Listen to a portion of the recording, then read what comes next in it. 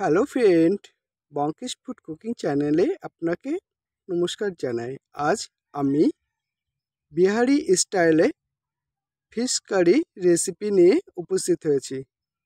এই রেসিপিটা মনোযোগ দিয়ে দেখুন আর আমার মতো করে একবার বাড়িতে ট্রাই করুন। আশা করি খুব ভালো লাগবে।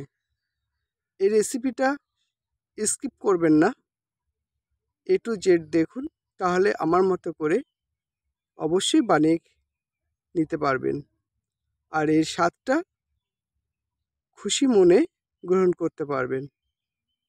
তা চলুন এই রেসিপিটা শুরু করি। আমি 800 গ্রাম মাছ নিয়েছি। এখানে রুই মাছটাই ফিশ কারি বানাবো। মাছগুলো ধুয়ে পরিষ্কার করে নিয়েছি। এর ভেতরে হলুদ এবং স্বাদ মতো লবণ দিয়ে ভালো করে মেখে রাখবো 10 মিনিটের জন্য। সুন্দর করে লবণ আর হলুদটা মাছের গায়ে লাগিয়ে নিতে হবে, যাতে কোনো মাছ লবণ বা হলুদ ছাড়া না থেকে যায়। মাখানো হয়ে গেছে, রেস্টে রেখে দিলাম। এদিকে দুটো লঙ্কা লম্বা করে চিড়ে নিলাম। এবার দুটো টমেটো একটু মোটা মোটা বা গোটা গোটা করে কেটে নেব। তা এই ভিডিওটা দেখতে হলে বা এই রেসিপিটা শিখতে হলে A to Z দেখতে হবে, তবেই এই রান্নাটা স্বাদটা উপভোগ করতে পারবেন। টমেটো আমি এখানে দুটোই নিয়েছি। আর এখনকার টমেটো টক বেশি নেওয়া যাবে না বা দেওয়া যাবে না।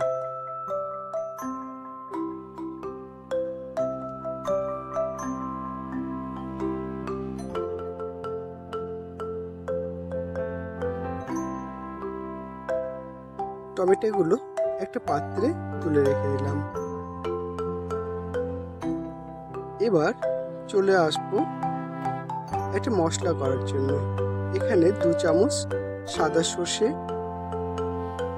1.5 চামচ ধনে, কিছুটা রসুন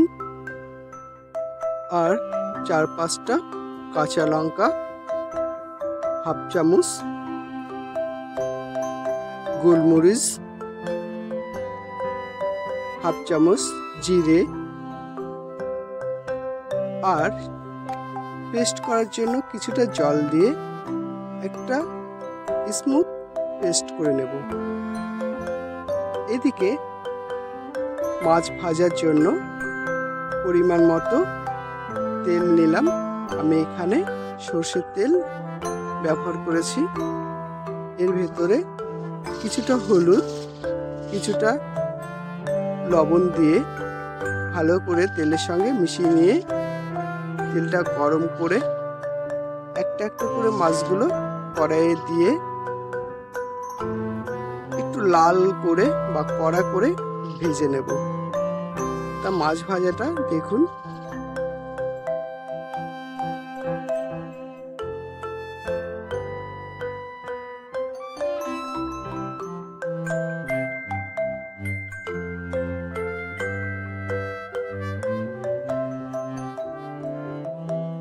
আটশো গ্রাম মাছ দুটো ব্যাচে ভেজে নিতে হবে।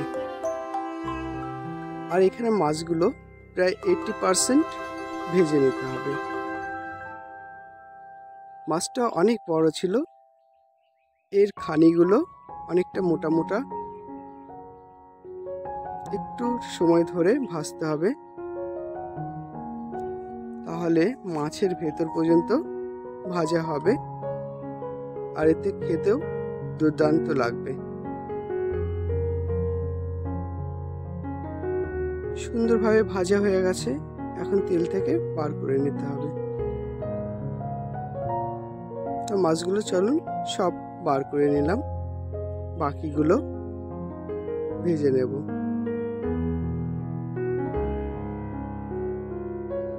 এবার এই মাছ ভাজা কড়াইয়ে রান্নার জন্য এক্সট্রা তেল দিয়ে এর ভেতরে কিছুটা কারি পাতা অ্যাড করলাম। পাতাগুলো একটু ভালো করে ভেজে নিতে হবে। ভাজা হয়ে গেছে।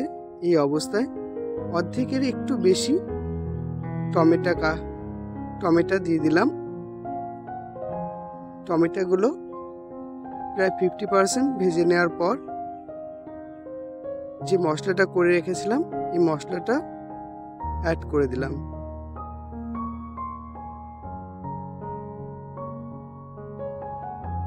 আমি এখানে সব মশলাই কাঁচা ব্যবহার করেছি। একটু সময় ধরে ভালো করে নেড়ে চেড়ে মশলাটাকে ভেজে নিতে হবে। যতক্ষণ এর ভেতর থেকে কাঁচা গন্ধটা না যাচ্ছে ততক্ষণই ভাজতে হবে। একটু জল দিয়ে দিলাম যাতে পুড়ে না যায়। জল দিয়ে মশলাটাকে সুন্দরভাবে সেদ্ধ করে নিতে হবে, কারণ এর ভেতর টমেটো রয়েছে। এগুলো সুন্দরভাবে পাক করে নেওয়ার পর দেখুন সুন্দর তেল ছাড়া শুরু করে দিয়েছে। এই অবস্থায় অ্যাড করে দেব স্বাদ মতো লবণ আর পরিমাণ মতো হলুদ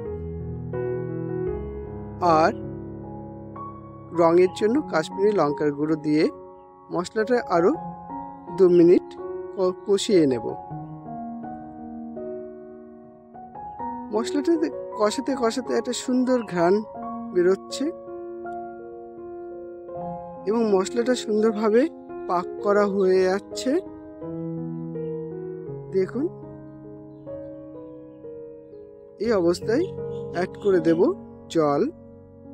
এই জায়গায় জল দিয়ে জলটা সুন্দরভাবে ফুটিয়ে নিতে হবে।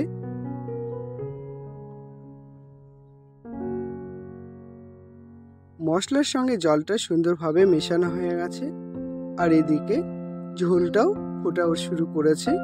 এই অবস্থায় অ্যাড করে দেব বাকি টমেটোটা। টমেটো অ্যাড করার পর একটু নাড়াচাড়া করে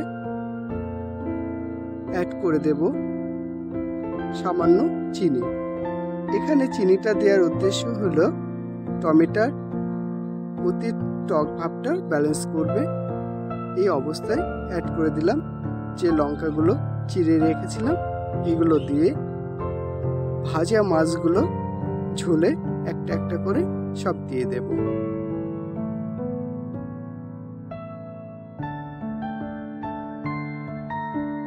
আমার আজ বিহারি স্টাইলে ফিশ কারি রেসিপি ভিডিওটা যদি ভালো লাগে একটা লাইক করবেন। আর আজকে আপনি যদি প্রথম হয়ে থাকেন আমার চ্যানেলের সঙ্গে যুক্ত হওয়ার জন্য আপনাকে অনুরোধ করি সাবস্ক্রাইব করে পাশে থাকুন। আমার নতুন নতুন ভিডিও পাবেন। আর যারা আমার চ্যানেলের সঙ্গে যুক্ত আছেন তাদেরকে অসংখ্য ধন্যবাদ জানাই আমার ভিডিওগুলো দেখার জন্য। তা এই রেসিপিটা আমার কাছে খুব ভালো লেগেছিল। মন ভরে অনেকটাই ভাত খাওয়া সম্ভব হয় আর খেয়েও ছিলাম। একবার অবশ্যই বাড়িতে ট্রাই করুন। Take care.